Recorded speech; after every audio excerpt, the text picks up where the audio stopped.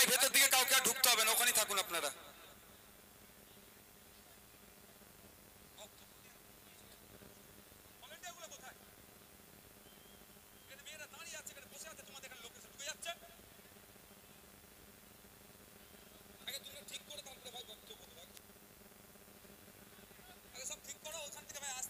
এখানেই থাকো, ওইখানেই থাকো, এদিকে আসতে হবে না ভাই আমার।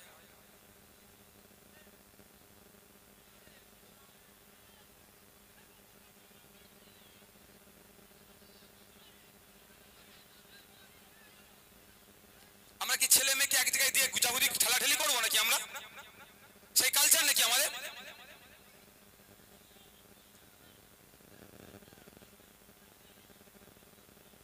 ওদিক থেকে সরে আসো তো, মেয়েগুলোর কাছে যারা আছে ছেলেরা সরে আসো তো এদিকে, নাহলে বাড়ি চলে যাও।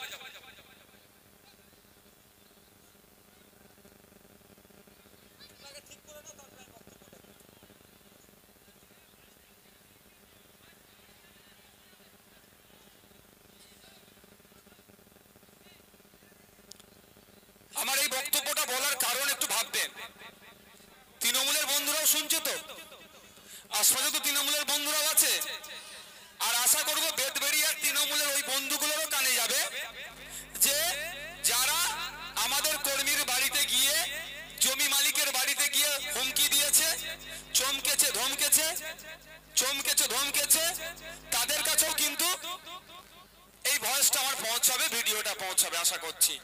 ভাই ওখানে মায়েরা বসে আছে, তোমরা ওখানে দাঁড়িয়ে আছো কেন? ওদের তো অসুবিধা হচ্ছে।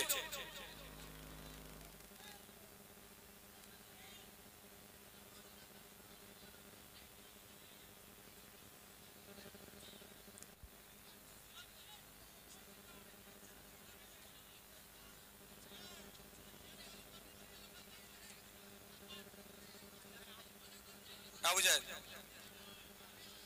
ওরা দিয়ে চলাই না, বসে যাচ্ছি, আরে বসে যা।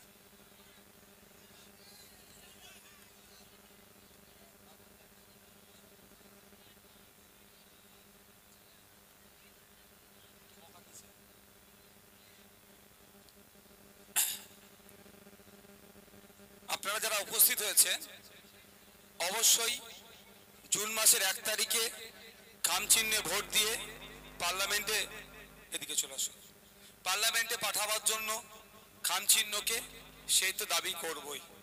আমি আপনাদের বলি ভাই, কে কার খড় নিয়ে চলে যাচ্ছ? যার খড় তাকে জিজ্ঞাসা করেছো? তাহলে ঠিক আছে ভাই, কেনা খড়, নাহলে গরিব মানুষের ওই খড়টাকে নিয়ে আমরা, গরিব মানুষ খড় চুরি হয়ে যাচ্ছে বলেই তো খড় চুরির বিরুদ্ধে আমাদের লড়াই ভাই।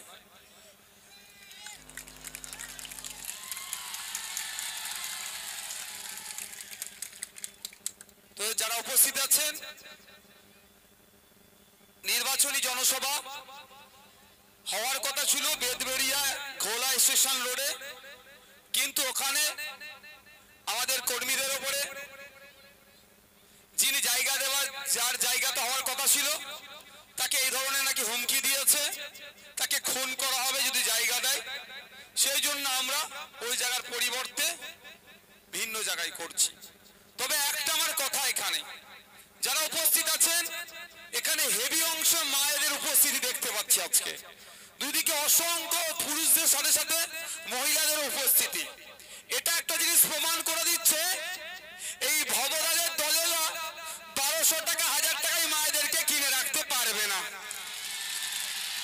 এই বিভাস দ্বারা যতই 1200 টাকা 1000 টাকায় ভুলিয়ে রাখার চেষ্টা করুক না কেন, মায়েরা তার ছেলেদের ভবিষ্যতের কথা ভেবে, মায়েরা তার ছেলেদের কথা ভেবে, যে চাকরি যদি আগামী দিনে না বিক্রি হয় সেই কথা ভেবে, চাকরি চুরি বন্ধের জন্য, রেশন চুরি বন্ধের জন্য, আদিবাসীদের জমি জঙ্গলের অধিকার যেটা হরণ হচ্ছে সেটাকে বন্ধ করার জন্য, ওয়াকফ প্রপার্টি উদ্ধার করার জন্য, মাদ্রাসায় শিক্ষক নিয়োগের জন্য, এক কথায় আর্থসামাজিক ভাবে ডেভেলপমেন্ট করার জন্য মায়েদেরকে 1000-1200 টাকায় আটকে রাখতে পারেনি।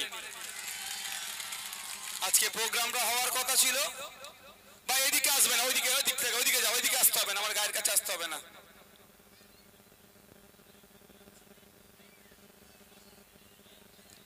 প্রোগ্রামটা হওয়ার কথা ছিল বেদবেড়িয়াতে, ওখানে গিয়ে হুমকি দিয়ে আমাদের প্রোগ্রামকে করতে দিল না। এবার আপনাদের কয়েকটা কথা বলবো এখানে। ভোট আসবে, ভোট দিয়ে ইচ্ছা হলে দেবেন, না হলে দেবেন না, কিন্তু আমি আপনাদের কটা কথা বলি। নিশ্চিতভাবে এই মাইকের আওয়াজটা এখন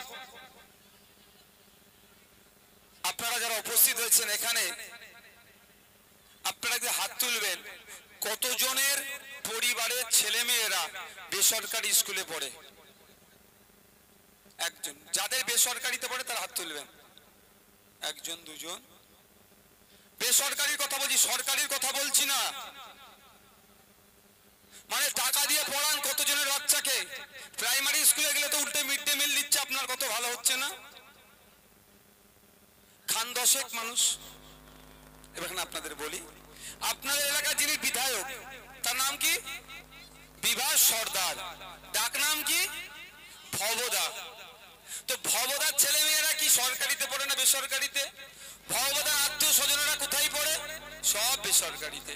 কিন্তু ভবদাদের নির্দেশে আমাদের কর্মীর বাড়ি গিয়ে যে আজকে বলল তুই যদি জায়গা দিস তোকে খুন করব, তার ছেলে দেখুন বাচ্চাটা সেই সরকারিতে পড়ে।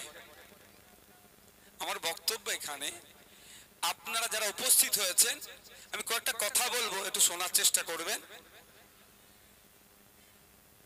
যারা উপস্থিত আছেন আপনারা বলুন, এই ভবদাদের দাদুদের হয়ে লড়াই করেছে আপনার দাদু, আমার দাদু, অমুকের দাদু তমুকের দাদুর মাথা ফাটিয়েছে ভবদার দাদুকে নেতা বানাতে হবে বলে, তাই নয়? কেউ কবরে গেছে, কেউ শ্মশানে গেছে, কেউ জেল খেটেছে, কারো মাথা ফেটে ক্ষতিগ্রস্ত হয়ে বাড়ি ফিরেছে। তারপরে কি হচ্ছে? ভবদার বাবাদের নেতা বানাতে হবে, পার্লামেন্টে পাঠাতে হবে, তাদের হয়ে মারামারি করেছে আপনার বাবারা। কারো মাথা ফেটেছে, কেউ শ্মশানে গেছে, কেউ কবরস্থানে গেছে, কেউ জেল খেটেছে, পরিবার ধ্বংস হচ্ছে। এখন ভবদাদের হয়ে আপনাকে আমাকে লাঠিয়ালি বাহিনী হিসাবে রেখেছে। আর কি পাচ্ছি আমরা? ভবদাদের হয়ে লড়াই করলাম, ভবদাদের হয়ে ইনকিলাব জিন্দাবাদ বললাম, ভবদা জিন্দাবাদ বললাম। ভবদার পরিবারের লোকজন বেসরকারি স্কুলে পড়াশোনা করিয়ে তাদের সন্তানগুলোকে উচ্চ শিক্ষায় শিক্ষিত করছে। আর ভবদা জিন্দাবাদ যারা বললো, ওই ভবদার হয়ে আমার কর্মীকে যারা খুন করবে বলে হুমকি দিল, তাদের বাচ্চাগুলো দেখুন সরকারি প্রাইমারি, আপার প্রাইমারি, হাই স্কুলে যাচ্ছে, যেখানে শিক্ষক নাই, অশিক্ষিত হয়ে ভবদার পরিবারের পরবর্তী প্রজন্ম রাজনীতি করবে। এখন থেকে ভবদারা আপনাদের ছেলেগুলোকে লাঠিয়াল হিসাবে তৈরি করছে। খারাপ লাগছে নাকি ভাই? একটু ভাবুন। যে তৃণমূলের বন্ধুরা ভবদা জিন্দাবাদ, সায়নী দিদি জিন্দাবাদ করছেন, তাদের উদ্দেশ্যে বলি, সায়নী দিদির বাড়ির ছেলে মেয়েরা কোথায় পড়ছে একটু চোখ কান খুলে দেখুন। তাদের বাড়ির, তাদের টাকা পয়সা আছে, তাদের ছেলে মেয়েদের